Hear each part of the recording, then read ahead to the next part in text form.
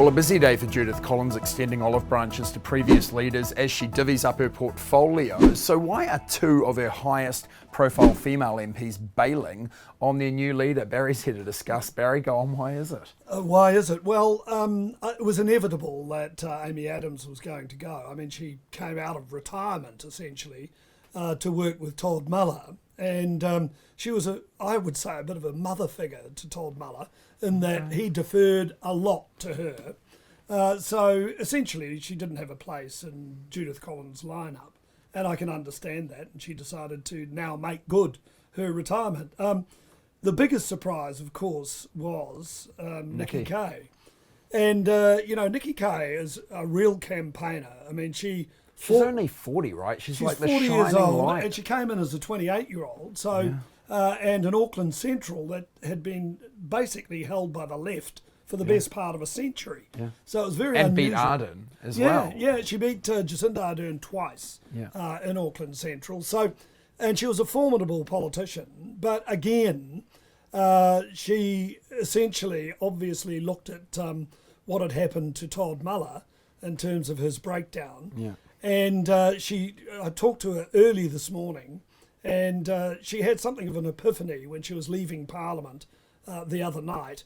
And she said that as a 40-year-old, she decided, do I really want any more of this business? Yeah. And she decided no. So she tendered her resignation to Judith Collins, who accepted it, and somewhat reluctantly, I'd imagine, because she most certainly would have had education in the new lineup, because she's held that portfolio and done quite well in it. But nevertheless, that's gone to, interestingly, Nicola Willis. Yeah. Now, she had to shine a big light on Nicola Willis, right? Because not many people know who she is, firstly. Yeah. And secondly, she always bemoaned John Key's boys' club. Yeah. And if you look at her top three now, you've got Bridges, Brownlee, and who am I missing? Goldsmith. Yeah. Three men in the top. It's not exactly, the shining light for women, is it? Well, I think, Judith Collins has always said that ethnicity, gender, doesn't mean anything to her. Except when it does. She basically chooses on merit. Yeah. So that's the decisions that she made. And I'll tell you what, the lineup that she decided on reminded me a bit of Helen Clark. Helen Clark embraced her enemies. It was Phil Goff, Michael Cullen, and Annette King. Mm-hmm. They actually asked her to step aside as leader.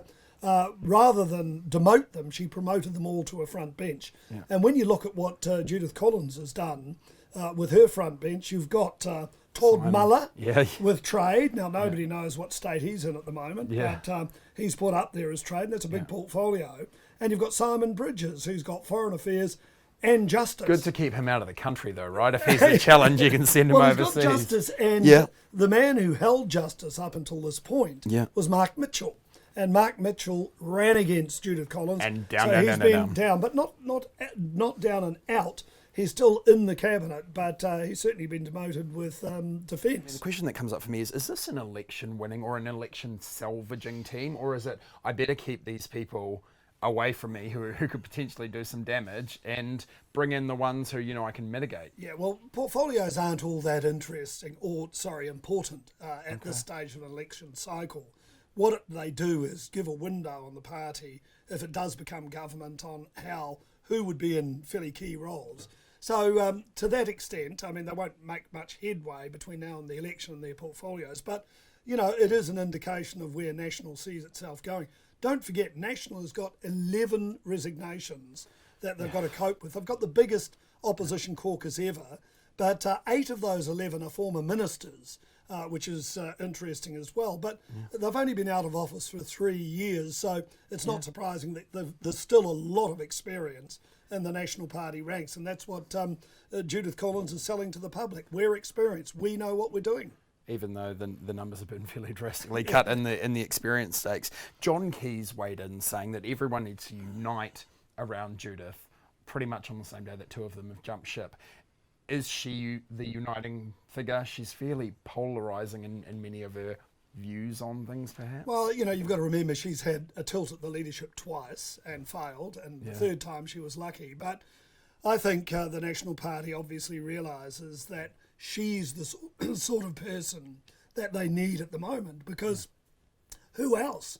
I mean, really, Judith Collins will take the fight like no one else to Jacinda Ardern. Yeah. And that's obviously very important between now and the election. What struck me yesterday, she's really good at trading barbs, particularly with the media, like no national leader for a very long time.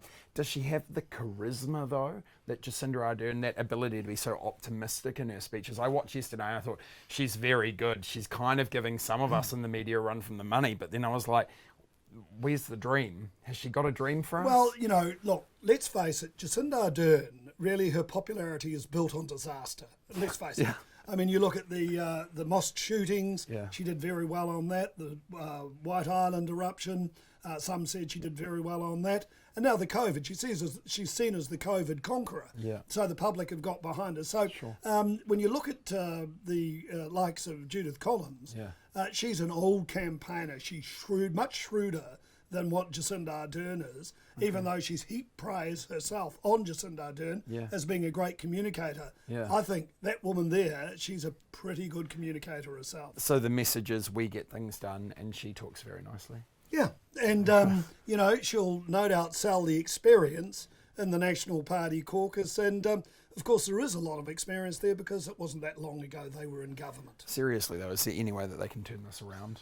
That's the big question. And a lot depends on how the economy is going to go over the next couple of months. I'd suggest that the economy is going to tank pretty badly. So this election is probably more complex than any other election that I've seen in my time in politics, because you haven't only got the economy, you've got COVID, even though Jacinda Ardern rather cynically told us that she hasn't thought about the election. The election is forefront in her mind. That's why she's now spreading the COVID message again. Keep people worried, and you've got them going into the ballot box saying, Jacinda, you've saved us. And that's what her philosophy is all about. Because she's probably quite worried herself about this woman right after what we've seen in the There would be nobody in the National Party caucus that would worry Jacinda Ardern more than Judith Collins. Barry will stay tuned and see the next developments. It keeps happening. We have you in here every day because, my goodness, it keeps going. More on this at nzherald.co.nz, and Barry will be around on the News Talk ZB airwaves, I imagine, for the foreseeable future if this keeps up.